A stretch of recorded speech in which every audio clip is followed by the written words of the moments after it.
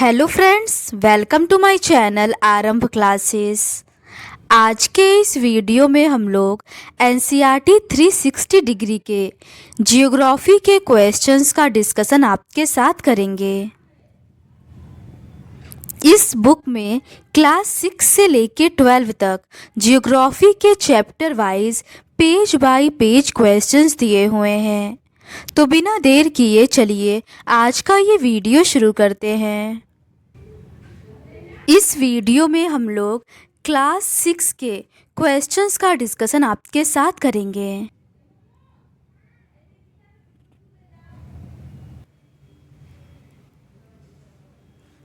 आगे के प्रश्न चैप्टर 2 ग्लोब अक्षांश एवं देशांतर से रिलेटेड हैं।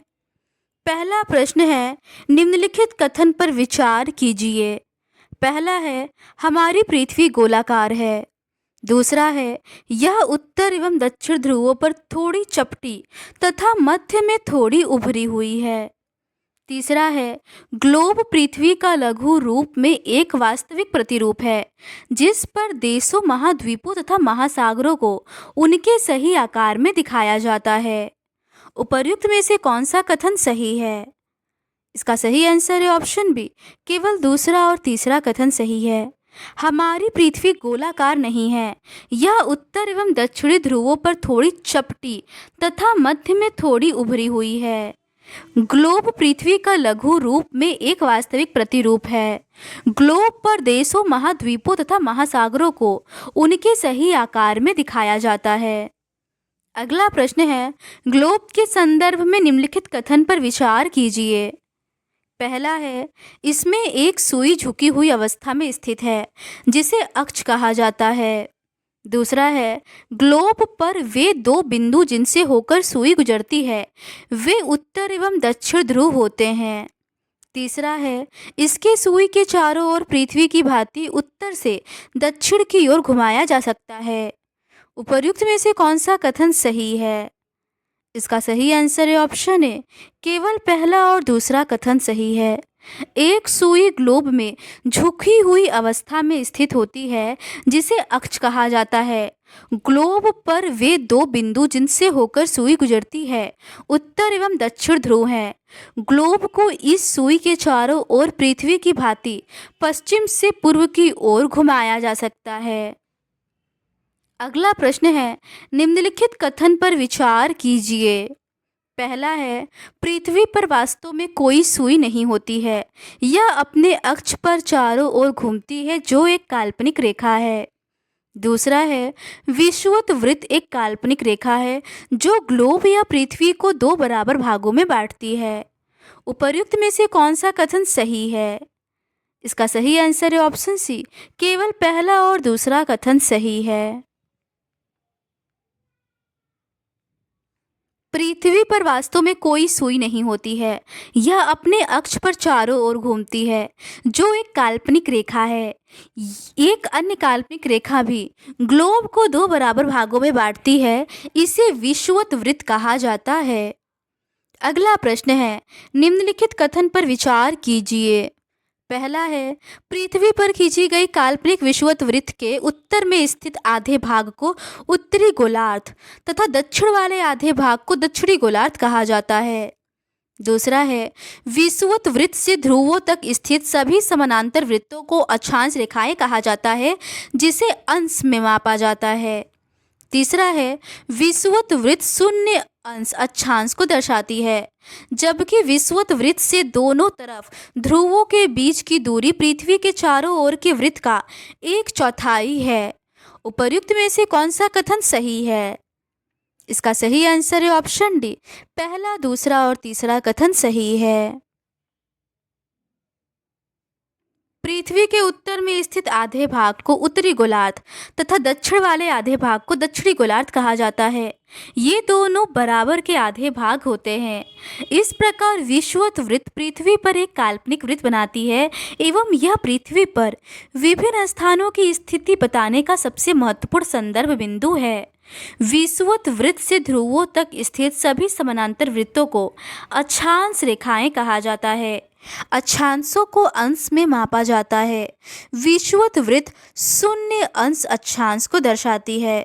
चूंकि विषुवत वृत्त से दोनों तरफ ध्रुवों के बीच की दूरी पृथ्वी के चारों ओर के वृत्त का 1/4 है, अतः इसका माप होगा 360 अंश का 1/4 यानी 90 अंश। अगला प्रश्न है, निम्नलिखित में से कौन सा कथन सही है? पहला है 90 अंश उत्तरी अक्षांश उत्तर ध्रुव को दर्शाता है। दूसरा है 90 अंश दक्षिणी अक्षांश दक्षिण ध्रुव को दर्शाता है। तीसरा है 90 अंश पूर्वी अक्षांश पूर्व ध्रुव को दर्शाता है। और चौथा है 90 अंश पश्चिमी अक्षांश पश्चिमी ध्रुव को दर्शाता है। इसका सही आंसर है ऑप्शन सी, केवल पहला और दूसरा कथन सही है।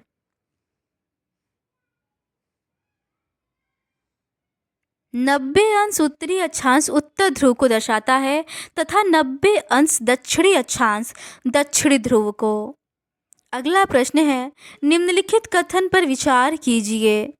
पहला है विषुवत वृत्त के उत्तर की सभी समानांतर रेखाओं को उत्तरी देशांतर कहा जाता है। दूसरा है विषुवत वृत्त के दक्षिण स्थित सभी समानांतर रेखाओं को दक्षिणी देशांतर कहा जाता है। उपर्युक्त में से कौन सा कथन सही है? इसका सही आंसर है ऑप्शन डी, न तो पहला और न ही दूसरा।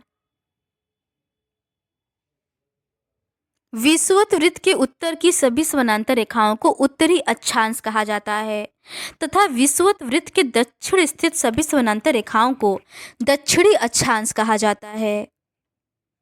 अगला प्रश्न है, निम्न में से कौन सा सही नहीं है? पहला है महाराष्ट्र में चंद्रपुर विषुवत वृत्त के 20 अंश उत्तर में स्थित है। दूसरा है महाराष्ट्र में चंद्रपुर विषुवत वृत्त के 20 अंश पूर्व में स्थित है। तीसरा है ब्राजील में बेलो होरिजोंटे विषुवत वृत्त के 20 अंश दक्षिण में स्थित है। चौथा है ब्राजील में बेलो होरिजोंटे विषुवत वृत्त के 20 अंश पश्चिम में स्थित है। इसका सही आंसर है ऑप्शन ए, केवल पहला और तीसरा कथन सही नहीं है। महाराष्ट्र में चंद्रपुर एवं ब्राजील में बेलो होरिजोंटे दोनों एक ही अक्षांश 20 अंश पर स्थित हैं, लेकिन चंद्रपुर विषुवत वृत्त के 20 अंश उत्तर में एवं बेलो होरिजोंटे विषुवत वृत्त के 20 अंश दक्षिण में स्थित है।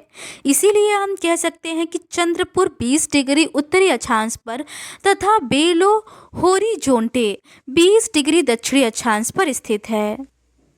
अगला प्रश्न है, नीचे दिए गए सूची 1 को सूची 2 से सम्मिलित कीजिए। इसका सही आंसर है ऑप्शन सी, कर्क रेखा का 23.5 डिग्री उत्तर होगा, मकर रेखा का 23.5 डिग्री दक्षिण होगा, उत्तर ध्रुव वृत्त का 66.5 डिग्री उत्तर होगा और दक्षिण ध्रुव वृत्त का 66.5 डिग्री दक्षिण होगा। उत्तरी गोलार्ध में कर्क रेखा 23.5 डिग्री उत्तर में है। दक्षिणी गोलार्ध में मकर रेखा 23.5 डिग्री दक्षिणी गोलार्ध में है। विषुवत वृत्त के 66.5 डिग्री उत्तर में उत्तर ध्रुव वृत्त है और विषुवत रेखा के 66.5 डिग्री दक्षिण में दक्षिण ध्रुव वृत्त है। अगला प्रश्न है, निम्नलिखित कथन पर विचार कीजिए। पहला है कर्क रेखा एवं मकर रेखा के बीच के सभी अक्षांशों पर सूर्य वर्ष में एक बार दोपहर में सिर के ठीक ऊपर होता है। दूसरा है कर्क रेखा एवं मकर रेखा के बीच के क्षेत्र में सबसे अधिक ऊष्मा प्राप्त होती है तथा इसे उष्णकटिबंध कहा जाता है।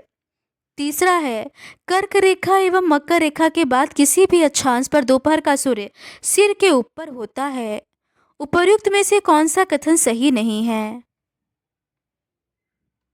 इसका सही आंसर है ऑप्शन डी, केवल तीसरा कथन सही नहीं है, पहला और दूसरा कथन सही दिया हुआ है। कर्क रेखा एवं मकर रेखा के बीच के सभी अक्षांशों पर सूर्य वर्ष में एक बार दोपहर में सिर के ठीक ऊपर होता है। इसीलिए इस क्षेत्र में सबसे अधिक ऊष्मा प्राप्त होती है तथा इसे उष्णकटिबंध कहा जाता है। कर्क रेखा तथा मकर रेखा के बाद किसी भी अक्षांश पर दोपहर का सूर्य कभी भी सिर के ऊपर नहीं होता है। ध्रुव की तरफ सूर्य की किरणें तिरछी होती जाती हैं। अगला प्रश्न है, निम्नलिखित कथन पर विचार कीजिए। पहला है, ध्रुव की तरफ सूर्य की किरणें तिरछी होती जाती हैं। दूसरा है, उत्तरी गोलार्ध में कर्क रेखा एवं उत्तर ध्रुव वृत्त के बीच वाले क्षेत्र का तापमान मध्यम रहता है, इसीलिए इसे शीतोष्णकटिबंध कहा जाता है। तीसरा है, दक्षिणी गोलार्ध में मकर रेखा एवं दक्षिण ध्रुव वृत्त के बीच वाले क्षेत्र का तापमान उच्च रहता है, इसीलिए इसे उष्णकटिबंध कहा जाता है। उपर्युक्त में से कौन सा कथन सही है? इसका सही आंसर है ऑप्शन ए, केवल पहला और दूसरा कथन सही है। ध्रुव की तरफ सूर्य की किरण तिरछी होती जाती है।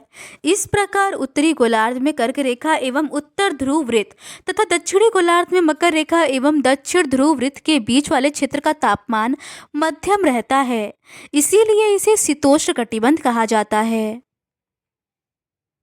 अगला प्रश्न है, उत्तरी गोलार्ध एवं दक्षिणी गोलार्ध के संदर्भ में निम्नलिखित कथन पर विचार कीजिए। पहला है, उत्तरी गोलार्ध में उत्तर ध्रुव वृत्त एवं उत्तरी ध्रुव के बीच के क्षेत्र में ठंड बहुत होती है, इसीलिए ये शीत कटिबंध कहलाते हैं।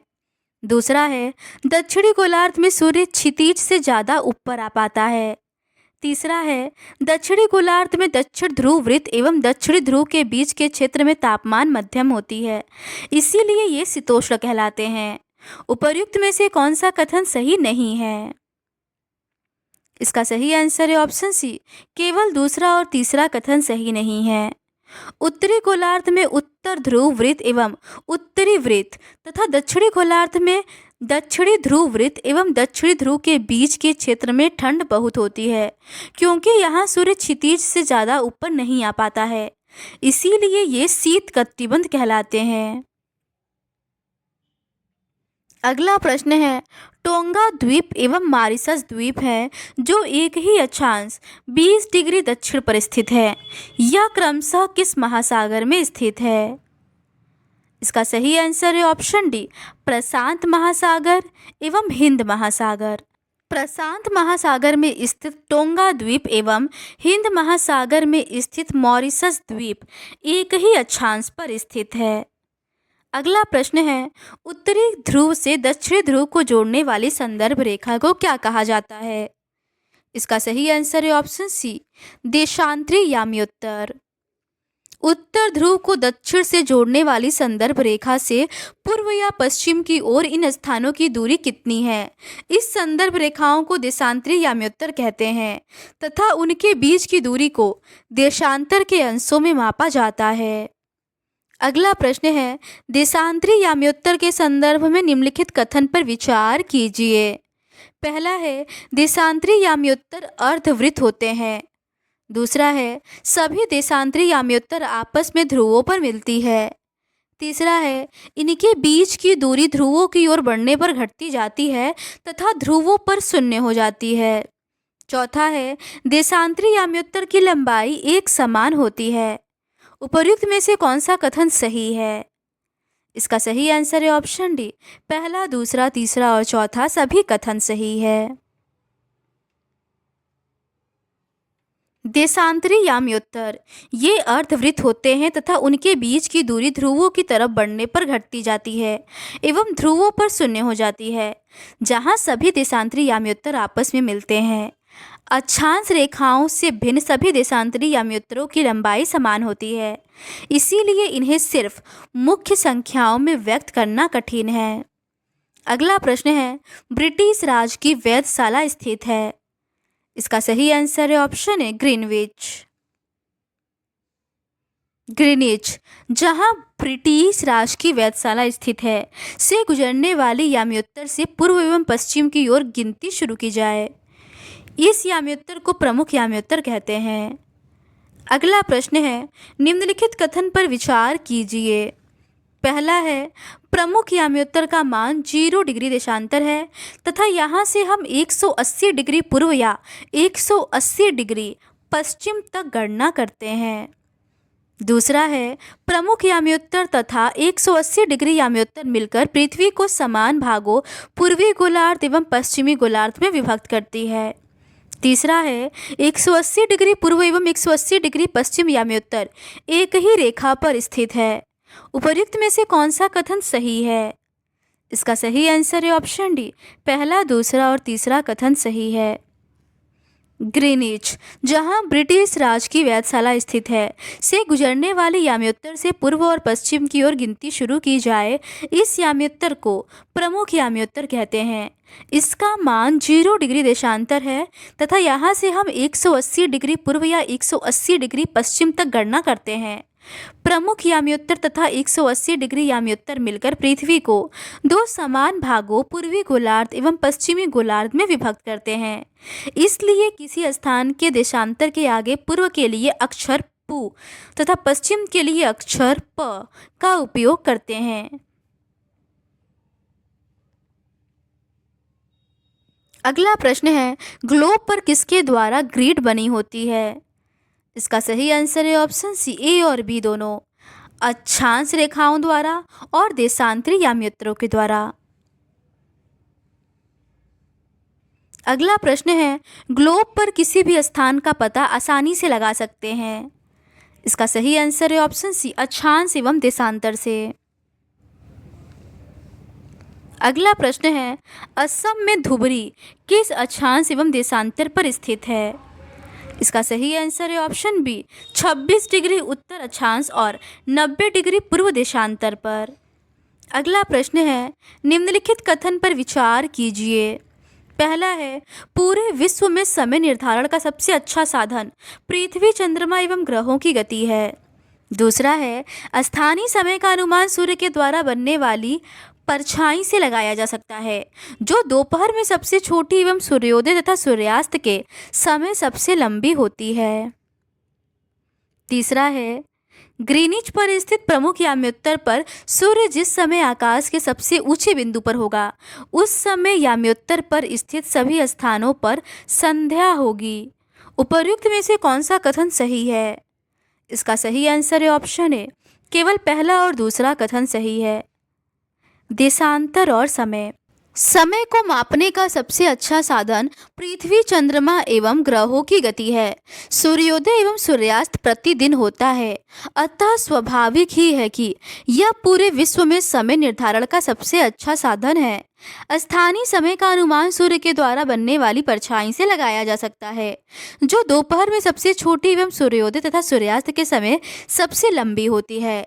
ग्रीनविच पर स्थित प्रमुख याम्योत्तर पर सूर्य जिस समय आकाश के सबसे ऊंचे बिंदु पर होगा, उस समय याम्योत्तर पर स्थित सभी स्थानों पर दोपहर होगी। अगला प्रश्न है, निम्न कथन एवं कारणों पर विचार कीजिए। कथन है, ग्रीनिच से पूर्व के स्थानों पर समय ग्रीनविच समय से आगे होता है तथा पश्चिम के स्थानों का समय पीछे होता है। कारण है, पृथ्वी अपने काल्पनिक अक्ष पर पूर्व से पश्चिम की ओर घूमती है। इसका सही आंसर है ऑप्शन सी, कथन सही है एवं कारण गलत है। पृथ्वी पश्चिम से पूर्व की ओर चक्कर लगाती है, अतः वे स्थान जो ग्रीनविच के पूर्व में है, उनका समय ग्रीनविच समय से आगे होगा तथा जो पश्चिम में है, उनका समय पीछे होगा। अगला प्रश्न है, पृथ्वी को अपने अक्ष में 1 डिग्री घूमने में कितना समय लगता है? इसका सही आंसर है ऑप्शन बी, 4 मिनट। पृथ्वी लगभग 24 घंटे में अपने अक्ष पर 360 डिग्री घूम जाती है, अर्थात वह 1 घंटे में 15 डिग्री एवं 4 मिनट में 1 डिग्री घूमती है। अगला प्रश्न है, जब ग्रीनविच में दोपहर के 12 बजते हैं तथा ग्रीनविच से 15 डिग्री पूर्व में समय होगा। इसका सही आंसर है ऑप्शन बी, दोपहर का 1 बजा होगा। जब ग्रीनविच में दोपहर के 12 बजते हैं, तब ग्रीनविच से 15 डिग्री पूर्व में समय होगा 15 × 4 = 60 मिनट, अर्थात ग्रीनविच के समय से 1 घंटा आगे, अर्थात वहाँ दोपहर का 1 बजा होगा। अगला प्रश्न है, जब ग्रीनविच पर दोपहर के 12 बजे होंगे तो उस समय 180 डिग्री पर समय होगा। इसका सही आंसर है ऑप्शन डी, मध्य रात्रि। ग्रीनविच से 15 डिग्री पश्चिम का समय ग्रीनविच समय से 1 घंटा पीछे होगा, यानी वहाँ सुबह के 11 बजे होंगे। इसी प्रकार जब ग्रीनविच पर दोपहर के 12 बजे होंगे उस समय 180 डिग्री पर मध्य रात्रि होगी। अगला प्रश्न है, किसी भी स्थान पर जब सूर्य आकाश में अपने उच्चतम बिंदु पर होता है दोपहर में उस समय घड़ी में बजते हैं। इसका सही आंसर है ऑप्शन बी, दिन के 12।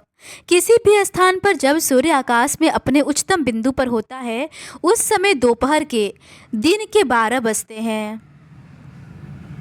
अगला प्रश्न है, भारत में गुजरात के द्वारका तथा असम के डिब्रूगढ़ के स्थानीय समय में अंतर होगा। इसका सही आंसर है ऑप्शन बी, लगभग 1 घंटा 45 मिनट। भारत में गुजरात के द्वारका तथा असम के डिब्रूगढ़ के स्थानीय समय में लगभग 1 घंटा 45 मिनट का अंतर होगा। अगला प्रश्न है, भारत में मानक याम्योत्तर के संदर्भ में निम्नलिखित कथन पर विचार कीजिए। पहला है, भारत में 82.5 डिग्री पूर्व को मानक याम्योत्तर माना गया है। दूसरा है, इस याम्योत्तर के स्थानीय समय को पूरे देश का मानक समय माना जाता है। तीसरा है, इसे भारतीय मानक समय के नाम से भी जाना जाता है। उपर्युक्त में से कौन सा कथन सही है? इसका सही आंसर है ऑप्शन डी, पहला, दूसरा और तीसरा कथन सही है। भारत में 82.5 डिग्री पूर्व को मानक याम्योत्तर माना जाता है। इस याम्योत्तर के स्थानीय समय को पूरे देश का मानक समय माना जाता है। इसे भारतीय मानक समय के नाम से भी जाना जाता है। अगला प्रश्न है, भारत के संदर्भ में निम्नलिखित कथन पर विचार कीजिए। पहला है, भारत ग्रीनविच के पूर्व 82.5 डिग्री पूर्व में स्थित है। दूसरा है, यहाँ का समय ग्रीनविच समय से 5 घंटा 30 मिनट आगे है। तीसरा है, यहाँ का समय ग्रीनविच समय से 5 घंटा 30 मिनट पीछे है। उपर्युक्त में से कौन सा कथन सही है? इसका सही आंसर है ऑप्शन बी, पहला और दूसरा कथन सही है। भारत ग्रीनविच के पूर्व 82.5 डिग्री पूर्व में स्थित है तथा यहाँ का समय ग्रीनविच समय से 5.5 घंटे आगे है। इसीलिए जब लंदन में दोपहर के 2 बजे होंगे तब भारत में शाम के 7:30 बजे होंगे। अगला प्रश्न है, निम्नलिखित कथन पर विचार कीजिए। पहला है, रूस में 11 मानक समयों को अपनाया गया है। दूसरा है, पृथ्वी को 1-1 घंटे वाले 24 समय क्षेत्रों में बांटा गया है। तीसरा है, प्रत्येक समय क्षेत्र 15 डिग्री देशांतर तक के क्षेत्र को घेरता है। उपर्युक्त में से कौन सा कथन सही है? इसका सही आंसर है ऑप्शन डी, पहला, दूसरा और तीसरा तीनों ही कथन सही है। रूस में 11 मानक समयों को अपनाया गया है। पृथ्वी को 1-1 घंटे वाले 24 मानक क्षेत्रों में बांटा गया है। इस प्रकार प्रत्येक समय क्षेत्र 15 डिग्री देशांतर तक के क्षेत्र को घेरता है। तो आज के इस वीडियो में बस इतना ही। इस सीरीज के नेक्स्ट पार्ट में हम लोग चैप्टर 3 पृथ्वी की गतियों से रिलेटेड क्वेश्चंस का डिस्कशन आपके साथ करेंगे। अगर आपको ये सीरीज़ पसंद आती है तो please do subscribe to my channel and like this video. Thank you.